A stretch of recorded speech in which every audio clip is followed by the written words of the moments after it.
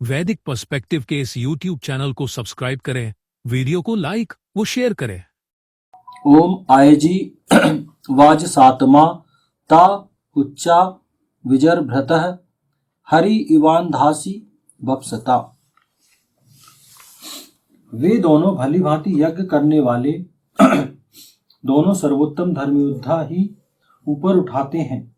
दोनों उच्च बार बार विहार करते हैं। दोनों हरित शरीर वालों के समान अन्नों का प्रयोग करते हुए। गृहस्थ आश्रम में दाम्पत्य जीवन में पति और पत्नी, ये ऋग्वेद के प्रथम मंडल के 28वें सूक्त का 7वां मंत्र यहाँ पर लिया जा रहा है। इस सूक्त की कुल मंत्र संख्या 9 है, जिसमें ये 7वां मंत्र है। इसकी ऋषि वेदर्षि भगवान सुनह से आजिर गति है। इस सूक्त के दिव्य विषय अथवा देवता इंद्र, यज्ञ और सोम है। छंद जो है इस मंत्र का गायत्री है। स्वर जो है इस मंत्र का षड्ज है। वे दोनों भली भांति यज्ञ करने वाले दोनों सर्वोत्तम धर्मयोद्धा ही ऊपर उठाते हैं। वे दोनों भली भांति यज्ञ करने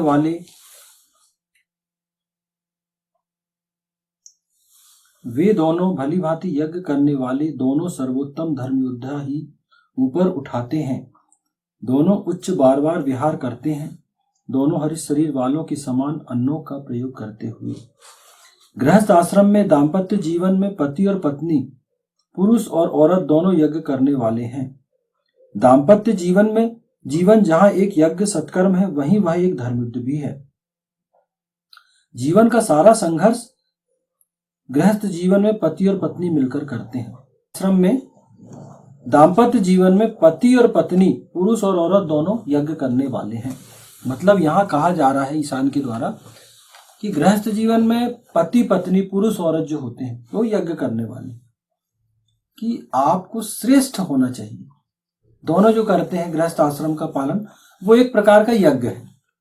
उसको यज्ञ की श्रेणी में रखा गया है। पुरुष औरत का विवाह होता है, एक नई सृष्टि, नया जीवन दोनों प्रारंभ करते हैं। एक नई सृष्टि की उत्पत्ति के लिए दोनों कार्य करते हैं, कि दोनों मिलकर एक परिवार बनाते हैं, दंपति बनते हैं, और फिर आगे उनका जीवन चलता है। आगे उनके बच्चे, उनकी संतति उत्पन्न होती है। तो ये ईशान यहाँ, क्योंकि वेद दंपति को, पति पत्नी को इकाई मानता है समाज की, तो यहाँ बहुत फोकस किया गया है कि आपको कैसे होना चाहिए। तो यहाँ पहली कंडीशन आ गई कि यज्ञ करने वाले हैं। ईशान खुद कह रहा है, वेद खुद कह रहा है कि पति पत्नी आप हुए, मतलब आपका यज्ञ कर्म शुरू, आप यज्ञ करने वाले हो। आपने दाम्पत्य जीवन में प्रवेश किया, मतलब आप वहां किस लिए दाम्पत्य जीवन में समाज ने आपको भेजा है, परिवार ने आपको भेजा है कि यज्ञ करो, श्रेष्ठतम कर्म करो। दाम्पत्य जीवन जहां एक यज्ञ सत्कर्म है, वहीं वह एक धर्मयुद्ध भी है। अब यहाँ यज्ञ कहा गया है तो वही बात है यज्ञ की। यज्ञो वै श्रेष्ठतमम कर्म, शतपथ ब्राह्मण में ये परिभाषा है। यज्ञो वै श्रेष्ठतमम कर्म, श्रेष्ठतम कर्म ही यज्ञ है। तो यज्ञ करने वाले मतलब सिंपल है कि यहाँ आपको श्रेष्ठतम कर्म करना है। पति और पत्नी मिलकर श्रेष्ठतम कर्म करने वाले हों, ये आदेश ईशान ने ही वेद में दिया है, तो आपको तो उसका पालन करना पड़ेगा। अब कैसे आप यज्ञ करने वाले हो, अब वो आपको दोनों को डिसाइड करना पड़ेगा, पति पत्नी को, कि आपका विवाह हुआ, परिवार ने विवाह किया, आप दोनों का, पुरुष औरत, एक अनजान दो विपरीत लिंग के व्यक्ति का संगम हो रहा है, मिल रहे हैं।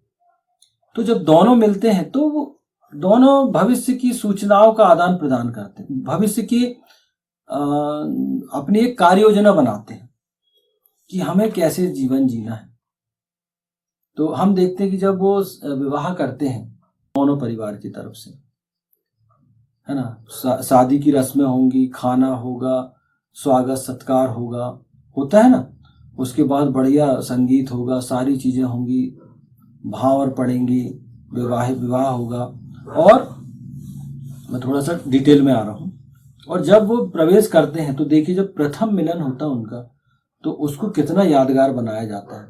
उनके प्रथम मिलन के लिए परिवार में कितनी खुशियां मनाई जाती।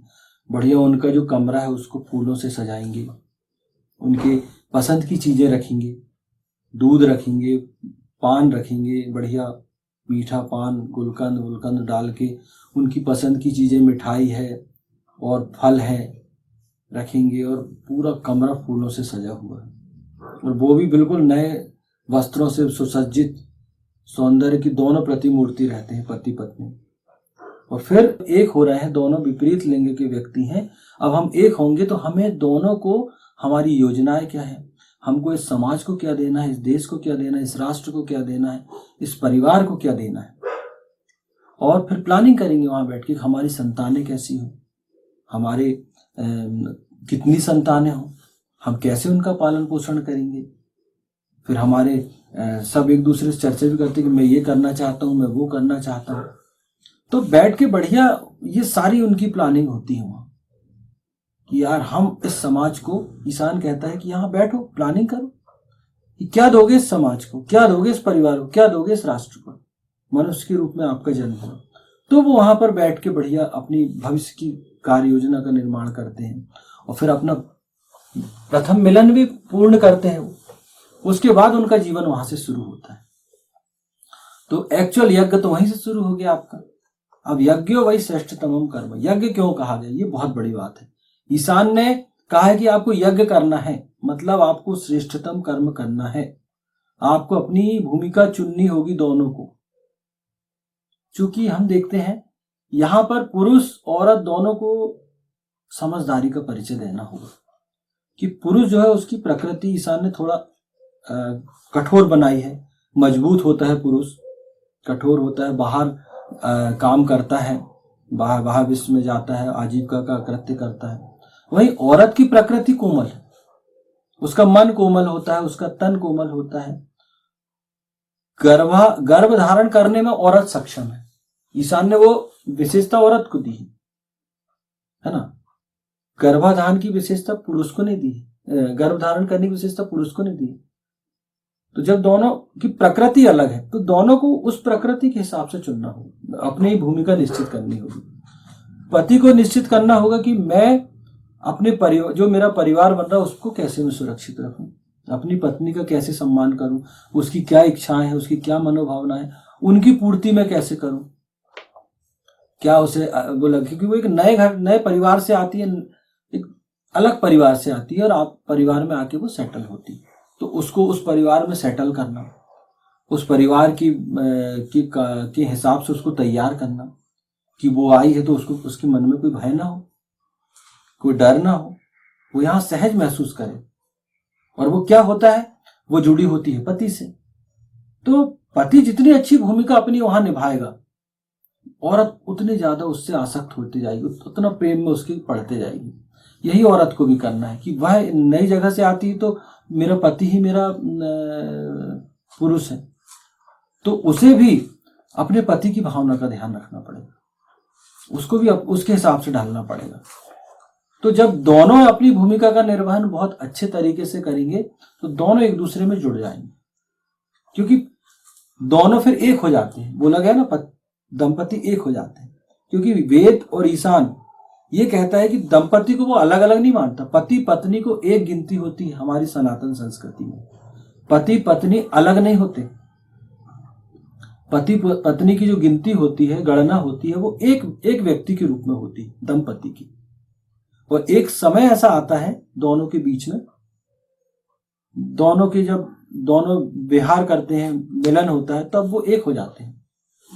तो ये संस्कृति हमारे यहाँ मिलेगी आपको, ये चीजें सनातन संस्कृति में बहुत डिटेल में और बहुत पवित्रता के साथ सेक्स को, काम जीवन को एक्सप्लेन किया गया है कि आपको कैसे करना है।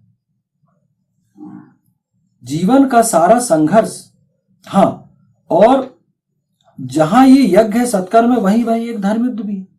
तो पति पत्नी दाम्पत्य का जो जीवन है वो यज्ञ तो है, मैंने बताया कि यज्ञ क्या होता है, श्रेष्ठ कर्म, सत्कर्म यही यज्ञ है, सत्कर्म करने वाला होना होगा। दूसरा ये धर्म युद्ध भी है, कि पति पत्नी का जो रिश्ता है, जब वो गृहस्थ जीवन में प्रवेश करते हैं तो उनका जीवन शुरू हो रहा है वहां से, क्योंकि अब उनको, जब तक वो जीवित है, दोनों साथ ही रहेंगे, और उनकी संतानें होंगी, उनका परिवार बनेगा, तो बहुत सारी चुनौतियों का सामना करना पड़ेगा उनको।